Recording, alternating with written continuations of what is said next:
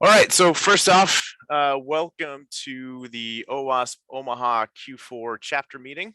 Thanks for joining us, those who could make it. In case you don't know, the OWASP Application Security Verification Standard just came out with their newest revision. And so perfect timing. I was going to talk about it anyways, but now we can include the latest and greatest. And so I thought we would go ahead and do that. I didn't put an about me slide, but if you do want to know about me, which if you don't, it's fine, no big deal. But my name is Michael Bourne. I'm one of the chapter leaders for the OWASP Omaha chapter. And I've been off and on serving in the leadership capacity with other leaders, John Rogers, Zach Fowler at one time, and David as well as of late, David Pinos as of late. This is going to be the last chapter meeting of this year. Typically, we do one a quarter with various speakers or events. We've had some events this year that worked really well, some capture the flag events that went really well with security innovation. So I'm sure we'll plan more stuff like that.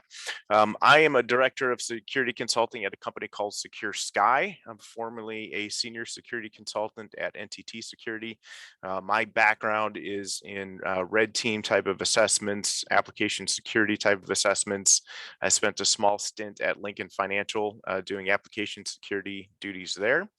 And I'm in charge of our internal application security for our active protection platform at Secure Sky, besides running the offensive consulting group and doing Microsoft Azure security configuration assessment. So Secure Sky is a startup where I wear a lot of hats right now. I'm hoping that we can hire more people and then that will change. But that's what I do for now.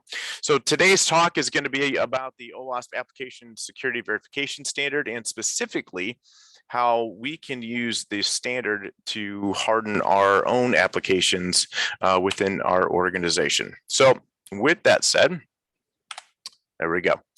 I want to cover a few things. First, I want to help everybody understand what the heck is the OWASP ASVS. ASVS is the abbreviation for Application Security Verification Standard. So we want to talk a little bit about what it is. We want to understand how to read it, how to interpret the language in it, and then how to apply it. And then, of course, we're going to cover various use cases for the Application Security Verification Standard itself. So beyond maybe what, securing your own applications, you can use it in other means as well. And we'll go over that. And then finally, how to apply the actual content of the Application Security Verification Standard to your own internally developed applications. Specifically, if you're deploying applications in Microsoft Azure, we're going to give you some features of Microsoft Azure in some specific settings that you can turn on that will align with the language in the Application Security Verification Standard by OWASP. So a lot to cover today, but hopefully everybody finds this talk useful. And then I'm also going to supply everybody with a fun little toy at the end of the presentation that you can use in your own shops when either assessing your own applications using the standard or third-party applications. So what is the OWASP Application Security Verification Standard? That's a good question. It's a lengthy document that aims to give you a centralized location for best practices for application security.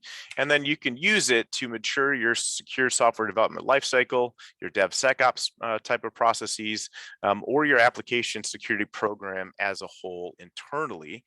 The way the standard is designed, it's designed so that you can verify security requirements for each phase of a secure software development lifecycle, starting with the requirements gathering and early design phases well before any code is ever written.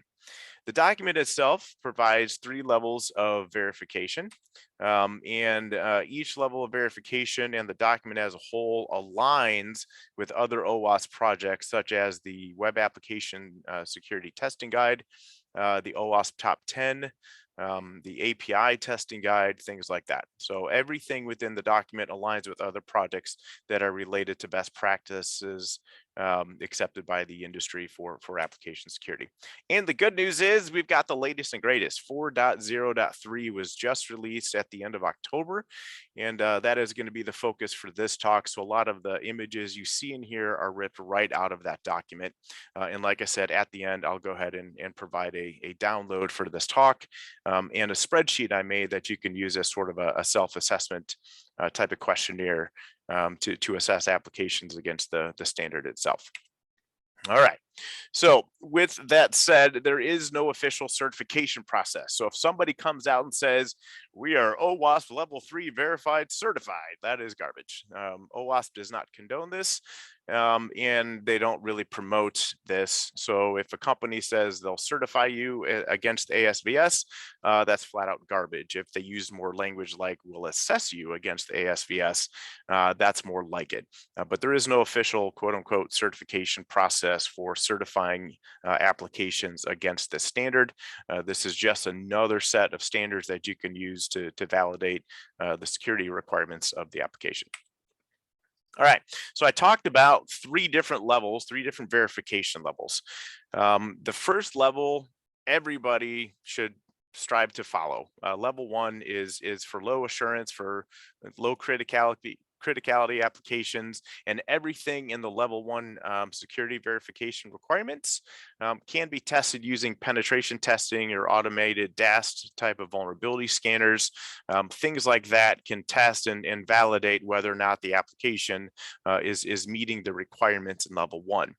For level 2, all applications are recommended that they try to meet at least verification level 2, but to test and validate applications against level 2, you need to get a little bit more involved. They can't necessarily be tested using penetration testing. They can't really be tested using manual penetration testing or automated tools, and really involve interviewing key personnel like developers, architects, engineers, to have discussions or interview them to make sure that their portions of the application are meeting, exceeding, or not quite meeting compliant or verification level 2. Now, for applications that maybe involve government websites or take high levels of sensitive data like PII plus PHI and maybe some financial information, it's recommended that those types of applications strive to achieve level 3 verification. And what that means is that there's just a higher level of trust that's required in that application. And so the standard for security and risk reducing layers of controls, the expectation is a little bit higher, and it's a little bit more hardened than, say, most apps, which would fall into the level 2 verification requirement. So you can see this pretty little diagram here where they recommend all apps fall into the level 1 and level 2 compliance, and then high assurance apps fall into level 3. And then it indicates going horizontally to the right, it indicates some of the additional layers and portions of the ASVS that apply to those levels of verification. Okay, so hopefully that's clear. So those are the 3 levels. Now, as we're talking about how to read the document, throughout the document, you'll either see an empty space under a level verification level column, an O, or a check mark. If you don't see, if you see the white space there and you don't see a check mark or an O, that typically means that for that level verification, that particular requirement is not actually required. If you see an O, that's a recommended or optional, but not a required security control. And then if you see a check mark under a column, that is a required security control for that level of verification. Okay, and to make that clear, we'll take a quick look at a snippet from the document. So this comes from verification chapter 1.1, and this happens to do with a secure software development lifecycle. Now, the first thing we notice is underneath this chapter, we see some subcategories or sub verification or sub controls, however you want to term it. And then off to the right, we see L1, L2, L3, and a CWE. L1 stands for level 1 verification, L2 for level 2, and L3 for level 3. So you can see that most of the secure software development lifecycle in this section do not fall under level 1. And that means in order to properly test these and verify these, you cannot use pen testing, whether manual or automated means, to validate these controls are in place. So this would be something where an application security program review would come into place, where you're interviewing key personnel that are responsible for either architecting, engineering, or developing the application itself. And then through question and answer, you could then verify whether these controls are actually being implemented or they're not being implemented. Now, the CWE number, it happens to be where applicable. It happens to be a sort of a common weakness enumeration. If anybody's not familiar with that term, I had to look it up because, believe it or not, I don't really use CWE that often. I use other identifiers. So common weakness enumeration number is applied to certain requirements or certain controls, and OWASP has done a good job aligning most of this document to applicable CWE identifiers, so that you can kind of cross compare in terms of industry accepted best practices. Okay, so hopefully that's clear. So that was a case where we saw, no check marks in level 1. Here's an example from verification chapter 3, where we see the 3.3.1 does have a level 1, which can be tested in a pen test. And then underneath it, 3.3.2 doesn't have any check marks whatsoever. So we can, test some of these things again in a pen test or through interviews. But this happens to be a control in regards to session timeout or session expiration. Applications that are only expected to meet level 1, which again, most applications should meet level 2, you can get away with 30 days before you force a reauthentication on a active session. Whereas the level 2 check, the requirement says 12 hours, or if the session is inactive for 30 minutes or more, then let's log them out. And oh, by the way, multi-factor authentication is optional. Okay. Now, if you're expected to hit level 3 verification compliance, then we want to see more along the lines of 12 hours for the length of a user session. And then after 15 minutes of inactivity, force them to re-authenticate and use multi-factor authentication. Okay. Now, I personally recommend multi-factor authentication for level 2 applications as well, because if you go back and look at the definition of what falls under the level 2, yes, all applications, but it still makes it still recommends that applications who may take sensitive data or interact with sensitive data that fall under level 2. And in that case, multi-factor authentication from a pen tester's perspective makes it really difficult to take over a user's account. Then you can see 3.3.3 and 3.3.4 are level 2 and level 3. So again, not necessarily testable using pen testing, whether manual or automated. Okay, so how's the document broken out? It's got 14 different verification chapters. The first chapter covers architecture, design, and threat modeling. The next several chapters, authentication, how to handle sessions properly, how to secure a session properly, how to set session cookies, or if you're using tokens in a API scenario for session management, how to properly implement that so you're not exposing weaker forms of managing sessions or exposing means to take over the session in the application or API. And then it goes all the way into error handling and logging, how to properly handle logs, how to properly store logs associated with the application, what to and what not to include in logs, things like that. Error handling, how to handle generic errors in the application instead of being too specific. So controls around that. And then the next 7 starts with protecting data. So this could be, files that are uploaded to the application and being stored somewhere, all the way to data in databases and how to properly secure to secure that data with specific controls. This is a very thorough document. It even goes down to APIs and web services. And finally, verification chapter 14 covers the actual application server configuration or the web server configuration. So all of these are extremely important if anyone's looking to mature their own internal application security program. All these are extremely important to implement as you're road mapping your maturity over time. All right, I guess if you want, I will tell you how to use the application security verification standard. Okay, so use cases. This is very important because you can go above and beyond just using it as an assessment tool, right? Sure, you can use it as an assessment tool for your own internal applications, but I tend to ask questions from the ASVS when I'm assessing potential third-party vendors whose applications we're going to use.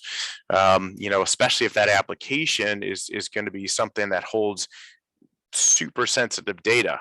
For example, we use a third party who goes out and goes through publicly disclosed and privately disclosed breach data, and we use that application to do some reconnaissance on clients that we're doing a pen test on. In order to help identify email addresses and potentially passwords that have been exposed in non-publicly disclosed breaches. These could be, sensitive means that corporate emails and passwords were found or whatever. Since that company is doing that with that kind of data and we're consuming that kind of data, I got to make sure that by consuming that data and using that application, we're not bringing too much risk into Secure Sky by partnering with this company and also becoming a reseller. So one of the first things I asked them was, hey, do you have an application standard? And two, can I see it? And then other questions from the application security verification standard. I sometimes use this when I'm doing application security assessments against our customers. Not sometimes, I do use this when I'm doing application security assessment. So besides doing the manual and automated pen testing, I take all the level 1 checks and I apply it into my methodology when I'm testing the applications. It works really well. Now, above and beyond that, if I also have to do an application security program review, where I review the maturity of an organization's application security program, I go through the whole ASVS. I ask questions to help me determine what level of verification they should try to achieve, and then I hold them accountable against those. And I write findings based on what they're out of compliance with inside that verification document. I don't certify them because OWASP is against that, but I use this as an assessment tool to help customers understand the importance of the information in this document and how it kind of supplements everything else OWASP is trying to educate developers and organizations on. Another use case, and this is something we do internally, is we've adopted this document as our own application security standard. And I'll show you an example of some language you can include in an application security policy in order to declare that and how well it works. Finally, and this is something ripped out of the ASVS, but this document can be used as a training tool. If you've ever talked to developers and they've never heard of OWASP, or maybe they're fresh out of college and they've never had any sort of secure coding practices taught to them in their curriculum, and I still meet developers that do that, and nothing against our college education institutions, but I think we're way past the point where we can get away with not teaching students about secure coding, but you can use this as a training tool. Hey, here's one way that you can defend against cross-site request forgery, and then you can show him the 3 or 4 verification requirements within this document that help mitigate or defend against cross-site request forgery by showing them a section on how to set cookies properly with the same site attribute, how to use a cross-site request forgery nonce or token for requests. And then you could then synergize that and go to the cheat sheet on cross-site request forgery defense. Again, use these tools to the advantage and use it as a training tool for new developers. I mean, this is a great document just to have your development team read and then sign off that they've read it. This can also go along with the application security standard for your organization. If, like us, you adopt this as your own standard, then you can give this to developers, or during developer meetings, educate them like, hey, I know you want to do encryption this way. Have you thought about this? And oh, by the way, this is the standard which we're trying to live by. Had a situation recently where I sat down with one of our developers who wanted to implement encryption. Looked over his code and I said, okay, here's my recommendations for fixes. And then I pointed out the verification subsections within the ASVS. And then during our developer meeting, had that conversation like, hey, here's why we do this. And he's like, oh my gosh, this document is amazing. I never knew this existed. I'm like, I'm here for you, bud. So it can be used as a training tool. And again, many uses for such a great document. Finally, let's say you're procuring software yourself, and you've got to maintain some sort of level of risk for your own risk management program. You can then go to the potential vendor and say, hey, I need you to show me evidence that this application that we're considering purchasing from you meets verification level 2 with the OWASP application security verification standard. And I need you to supply evidence that shows that. So one way to do that is you can give them the self-assessment spreadsheet I'm going to hand out here at the end of the talk, and then have them fill it out and then provide the supplemental evidence for anything they answered yes to or no, and have them put their reasons down. And then you can go back and take that, do a risk assessment along with other documents you may have requested from them, and decide whether or not you actually want to procure that tool, whether it meets your standards or not, or take it back to them and say, here's our findings, here's what you need to do before we can actually purchase this tool or software from you. The application security verification standard does a good job in acting in that fashion as well. All right, so here's an example of using it as an assessment tool, which again kind of goes along with the procurement tool. This is straight from the spreadsheet I developed, but you can see we've got the ID, the verification ID number, the verification, what level it goes to, and then under the compliance column, there will be a drop down that you can choose pass, out of compliance, or not applicable. And then if you need to add columns to this, it's not protected in any way. So feel free to take this and massage it to your own needs. And again, I'll hand that out at the end here. All right, so I mentioned here's some example language. So in an application security policy, if you want to reference the OWASP application security verification standard as your own application security standard, I recommend doing it in a fashion similar to this. Say that, hey, our own standard is the OWASP, the latest version of the application security verification standard, and we are required to achieve verification level 2 compliance. So what that does is it clearly communicates what the expectation is for your developers, your development teams, your architects, your engineers, your DevSecOps folks. And by always including the latest whenever a new updated version comes out, which is seems to be once a year, this is still relevant, and you don't have to change this section of the application security policy unless you want to up it and say all applications have to meet verification level 3 because maybe the nature of the confidentiality or the sensitivity of the data your application interacts with. Then that would be a good candidate for an update.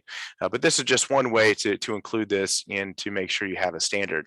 Where this also excels, as I found recently, if your organization gets assessed by a third party who wants to do business with you, you can say, hey, by the way, you want to buy our application. It's our own policy that we use the OWASP application security verification standard as our internal application security standard, and our team and our applications are required to achieve verification level 2. And then you could show them a sanitized version that legitimately shows, hey, I've assessed ourselves against the ASVS, and we're almost to level 2, or we are almost to level 3 and we've exceeded level 2, whatever the case may be. But then this helps you when you're getting assessed by somebody who wants to potentially use your services or buy your product. Yes, I do mean to tell you, the ASVS can help you secure your apps. So let's talk about Azure. I've been diving into Azure quite a bit recently with Secure Sky, because we're heavily focused on cloud security posture management for our customers' cloud configurations. So this snippet here is from the Azure App Service. I want to call out a few specifics. Inside the ASVS, you will find verification requirements that indicate you should, not use outdated third-party frameworks. You should not use outdated versions of development frameworks and things like that. So one way to make sure that you are in compliance with that standard or that verification requirement is to make sure your .NET version is a currently supported version. In this case, I put 4.8, but it could be any currently supported version of 4.x. You also want to make sure that you're meeting the encryption communication requirements as well. So Azure App Service, in the general settings of the configuration settings, it allows you to choose whether or not you want to allow FTP, FTPS, both of them, or none of them. Because clear text communication is never okay. We're way beyond where FTP should still be used anywhere. We want to make sure that we're choosing the encrypted communication settings again to go along with the various chapters in the ASVS that talk about client to server communication. Right. We also want to make sure we're using the latest protocols. So in this case, I've got HTTP version 2.0 selected. And then you can set the other settings according to your application's needs, making sure to reference the ASVS. One thing the ASVS does a good job is talking about how applications should no longer pass API keys as a means of authenticating to the application, or using that for session tracking or authorization tracking. So if you look at cloud service providers, a lot of them have some sort of key management system as a service, right? So when we're talking about Azure and applications, we should no longer be storing some of these secrets or these keys hard-coded in files or the application itself. Instead, we should use something like Azure Key Vault, store the application key, secrets, or certificates inside of a secure vault, and then from there, harden it according to the requirements in the application security verification standard. So this means setting expiration on keys, secrets, and certificates, which, by the way, goes along with any sort of key management policy or program as part of a mature information security program anyways. Enabling soft delete purge protection so that you can recover keys, secrets, or certificates as needed, and then really locking down access to the key vaults so that only the application that needs it is accessing the keys and secrets and certificates in the least privileged way possible in order for the application to work. That also means you're also restricting access to people who need to manage the key vault by either using strict access policies, or a new feature that came out recently is to use role-based access for Azure Key Vault, where you're locking it down to Azure Active Directory roles. Finally, you also want to lock down network access to each vault. Like I said, the application across the network is the only thing maybe that should be accessed in the key vault, besides the IT team who's responsible for rotating keys and managing the vault and the keys. And don't forget to keep separation of duties in place, which is also part of the application security verification standard. And by the way, verification 6.4 covers a lot of what I just talked about, right? So let's look at 6.4.1. Verify that a secrets management solution such as a key vault is used to securely create, store, control access to, and destroy secrets. Well, using Azure Key Vault and configuring all those settings I just highlighted would be one way to comply with 6.4.1. And then same thing in 6.4.2, this has to do with how the key vault and key material is created and exposed to the application. And here we go. It calls for using a vault for cryptographic operations, right? So both of those would be set right away by just taking the extra time to set up your Azure Key Vault appropriately. As far as application password policy, I know this is a big challenge, but I really lean heavily on the application security verification standard for this, and in my pen test, because I can't tell you how many times I found an 8-character password that complies with the password policy, but because of the composition requirements and minimum length requirements, has found its way into a breached password list. So some of the important aspects of securing the application password enforcement is to, 2.1.1, use at least 12 characters or more, but no more than 128 characters. I had a question recently on, hey, Mike, why not use more than 128 characters? Well, if you think about applications, typically when you're taking a password, you're performing some sort of operation on that password. While processors, memory management, and all the hardware aspects are getting better, there's a chance that you can exhaust resources when trying to encrypt a longer than 128 character password. And so the recommendation is to avoid a potential denial of service condition, is to restrict passwords to no more than 128 characters. And so really 64 to 128 characters is a great length that is very hard to straight brute force. Heck, even 12 characters, but I'd imagine pretty soon that 12 characters is going to be, going the way of the birds, just like 8-character passwords did not too long ago. We also want to make sure we're not truncating passwords. We're not taking out some of the characters that people are using in their passwords. We want to make sure we're permitting emojis so that, again, we're not causing potential denial of service condition if somebody wants to use an emoji in their password. And then on top of that, we want to make sure that once the user is authenticated, that we allow them to change their password. And oh, by the way, if they do that, we want to make sure they're entering their current password before changing their password, again, as a cross-site request forgery type of defense scenario, but also as a means of preventing password changes for somebody who had their session hijacked, instead of an adversary actually taking over their account by a password account. Probably one of the more important verification standards in here is 2.1.7.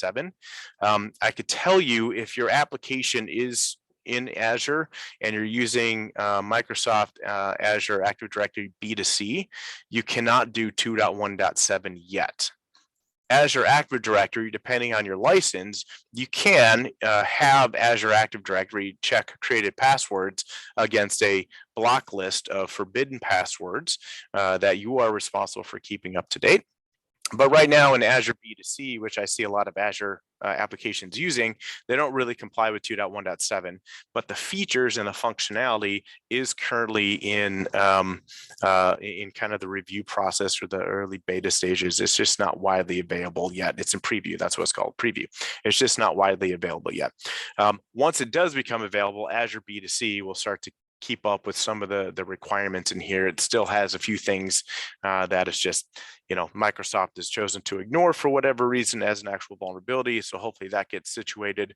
But Azure B2C is very limited in being able to comply with the application security verification standard requirements on some of the password requirements.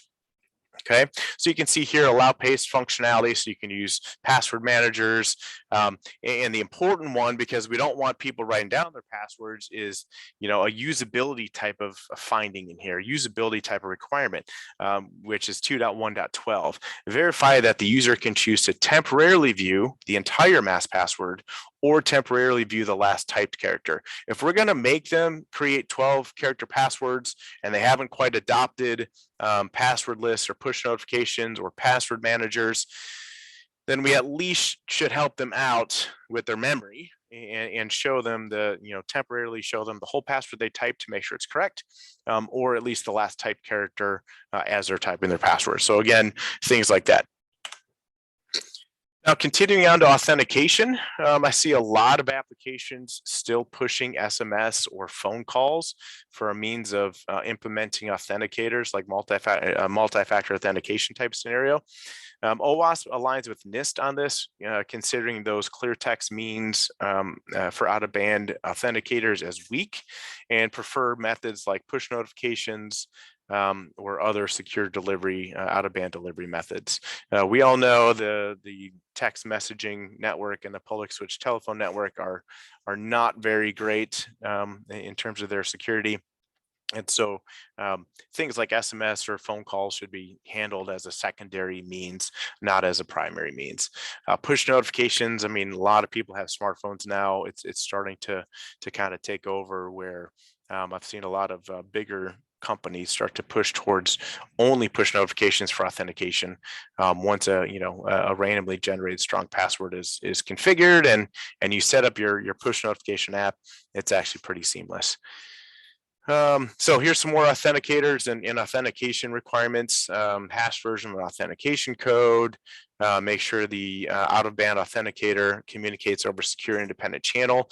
I take that and interpret that to exclude email.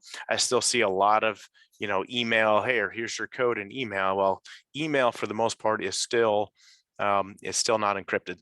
And so, to me, that means, email is not a good means of delivering a multi-factor authentication code. So, take it for what it's worth. So you can see the first several are level 1 checks. The last two here are level 2 and 3, which means they're very difficult to test using penetration testing and require conversations with developers and things like that in order to test.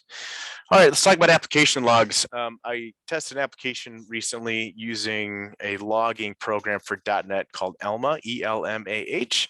It's a hot pile of garbage, and I'm just going to come out and say it. Because one, it's an older application for logging purposes, and while it provides a plethora of detail to developers and people who need to debug issues with the application, it stores a full user session inside of logs.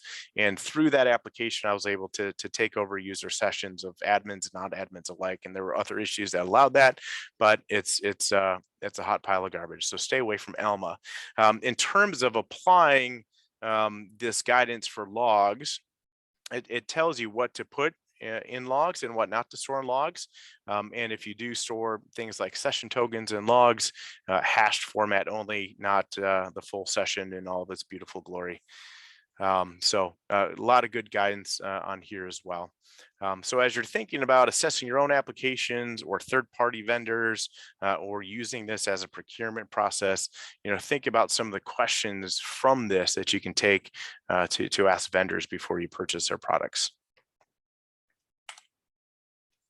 All right, now another hot topic, and one that I see quite a bit, are third-party dependencies within applications. And the reason why I say it's a hot topic is because I see them called and imported from third-party servers across the internet. And a lot of times these are done with JavaScript tags or something of the sort, and they're missing the sub-resource integrity attributes of those tags.